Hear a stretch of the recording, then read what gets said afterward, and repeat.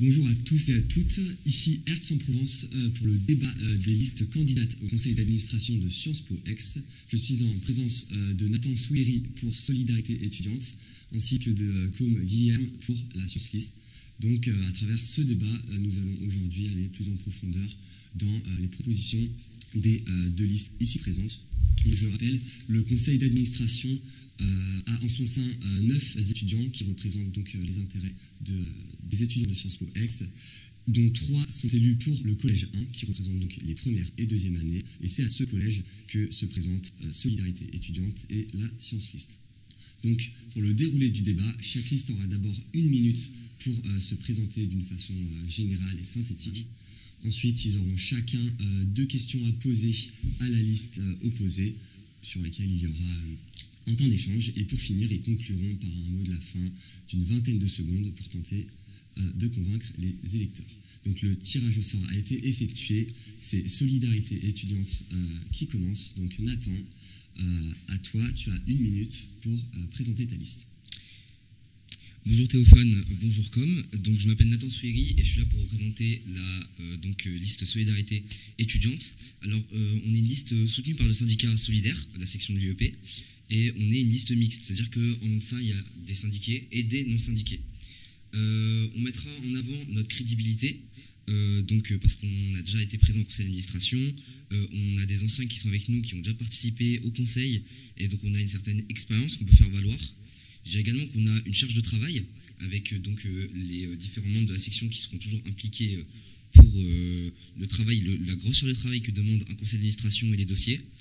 On s'est toujours montré au service des étudiants, comme après les partiels où il y avait eu par exemple un souci, on s'est toujours montré au service de tous les étudiants, on s'est toujours montré impliqué.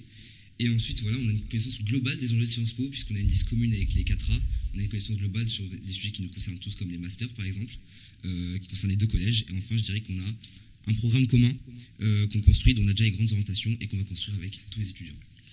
Merci Nathan. On va maintenant passer à la Science List. Com, à ton tour. Salut Théophane, salut Nathan. Donc je m'appelle Com Guilherme. J'ai choisi de former une liste, la Science List, avec Sarah et Maëlys, afin de représenter les premières années et les deuxièmes années au conseil d'administration. Le conseil d'administration, tu l'avais rappelé, donc c'est l'organe exécutif qui va prendre les décisions, en fait, des décisions qui nous impactent tous et toutes, d'où son importance. Par exemple, installer des prises en amphi B pour les premières années, mettre des feuilles gratuites pour les imprimantes, c'est ce genre de petites choses qui vont nous impacter directement. Il est formé des représentants des étudiants, des professeurs et de l'administration.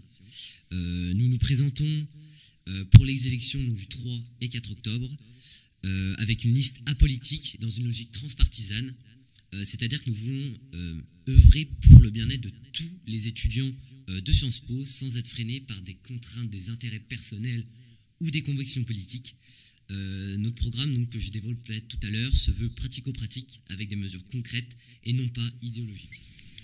Merci à tous les deux d'avoir explicité plus en profondeur vos programmes respectifs. Vous allez maintenant avoir l'occasion de chacun questionner la liste adverse. Donc vous disposerez de 2 questions chacun. Nathan, tu commenceras par une question, Com enchaînera, et ensuite en deuxième round. Juste avant de venir sur ma question, je parlais juste de commenter un truc que tu as dit. C'est que tu as dit qu'on était tous d'accord sur le principe qu'on défendait notre programme. Tu t'as dit que c'était politisé. Soit on est tous d'accord sur les valeurs qu'on défend, et dans ce cas-là, c'est pas politique. Soit c'est politisé, ça veut dire qu'il y a des gens qui ne défendent pas ces valeurs. Je propose que tu questionnes ceci. D'accord, je vais poser ma question du coup.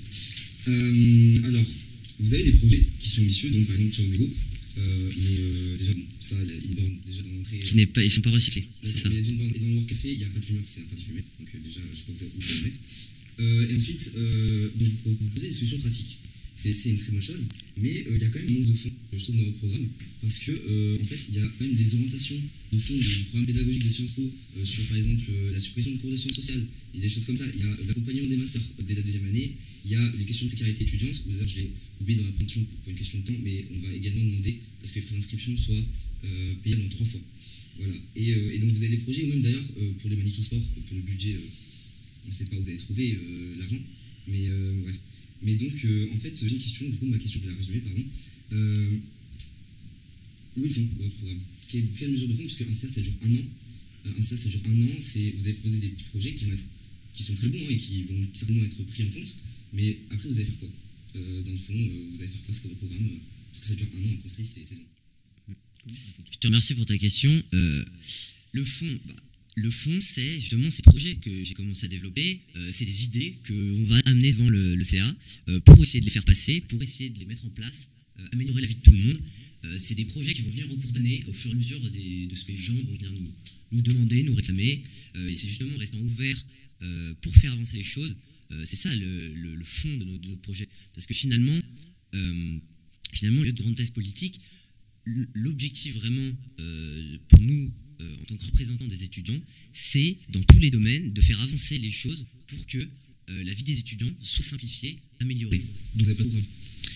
Le programme, c'est des mesures devant. Mais on ne fait pas que porter des projets au conseil d'administration. Oui, il faut voter sur des thématiques précises. Voilà.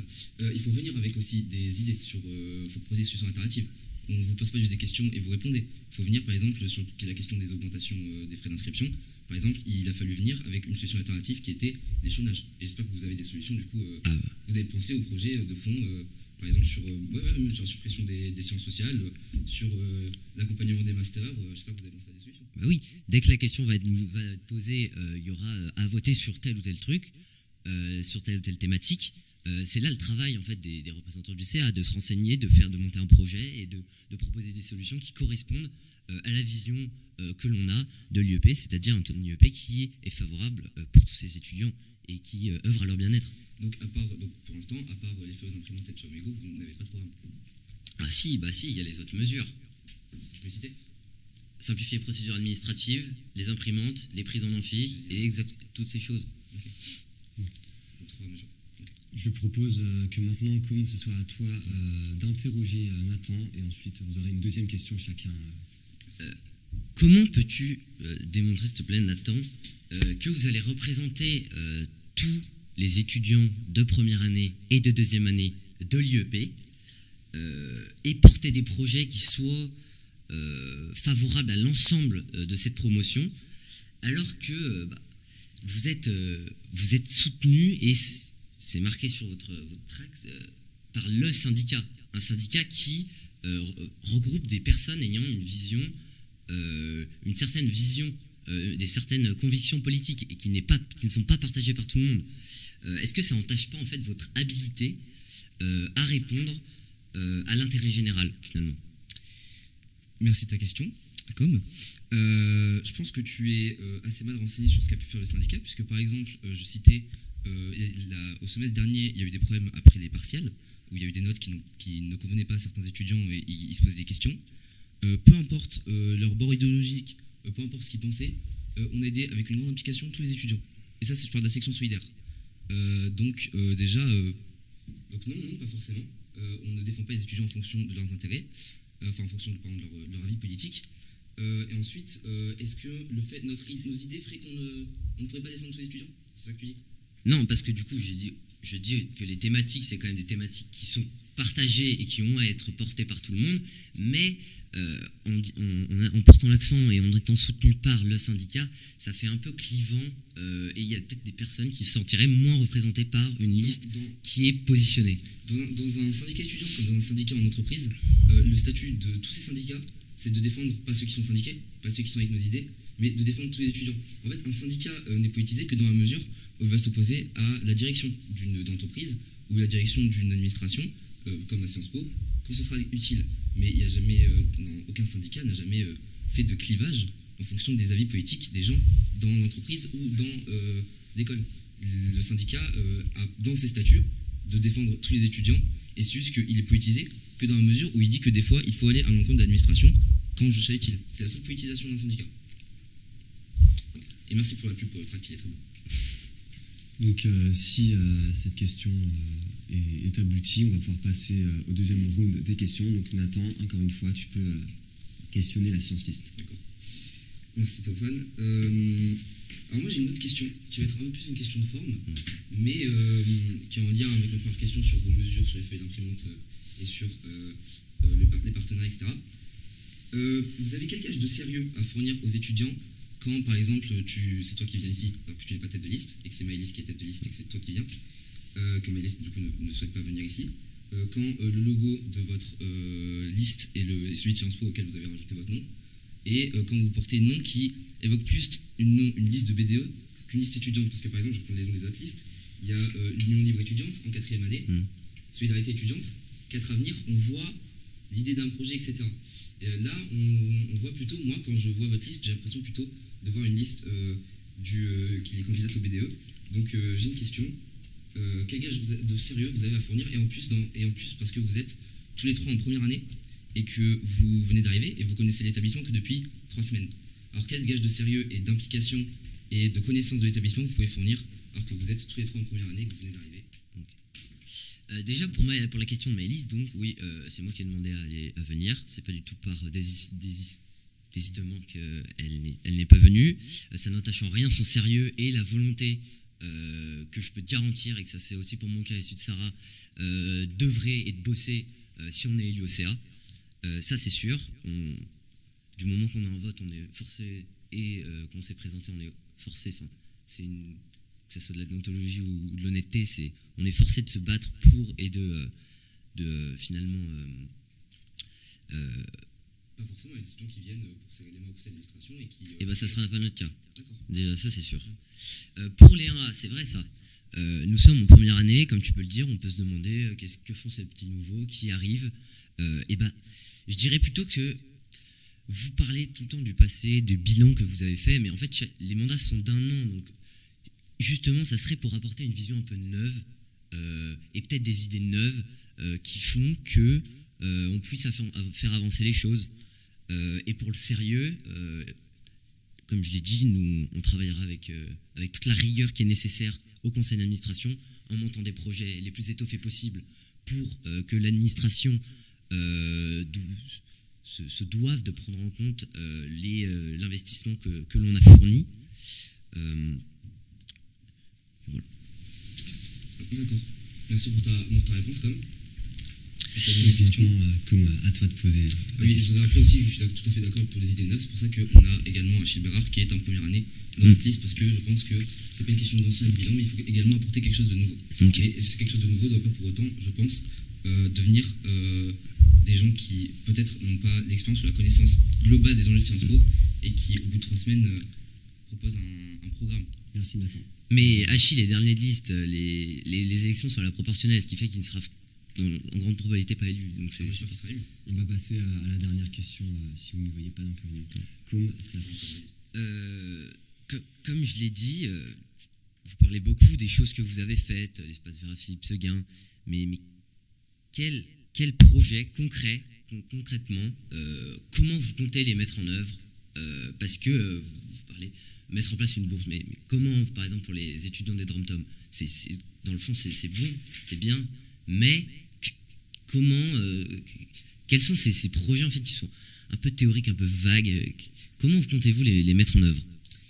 Eh bien, je te dirais, de la même façon qu'on a réussi à faire passer ce qui est des espaces verts à Philippe Seguin, et avec les cours qu'on a réussi à faire passer, parce que tu me reproches de parler d'un bilan qui est passé, mais du coup tu voudrais quand même que je parle un peu de ce bilan pour expliquer comment on va faire. Je peux parler du bilan.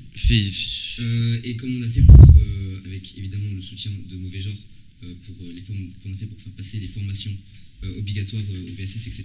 C'est-à-dire qu'on vient au conseil d'administration, on est unis en tant que membre du syndicat, et on va rentrer en opposition avec l'administration pour faire passer des projets. Et des fois pas du tout, hein. Des fois l'administration est tout à fait d'accord avec nous, elle pense que c'est une bonne idée, on arrive à convaincre, etc. Mais de la même façon qu'on a fait passer ces différents projets, la bourse de mobilité, on a un argument qui est très simple, c'est il y a plusieurs autres Sciences Po qui le font. C'est le même argument pour l'échelonnage, c'est qu'il y a plusieurs autres Sciences Po qui le font. Et on a des arguments, après on a des arguments syndicaux, si on rentre dans une opposition avec l'administration, qui sont les moyens d'action du syndicat, qui nous soutiendra certainement, puisqu'on partage beaucoup d'idées avec le syndicat.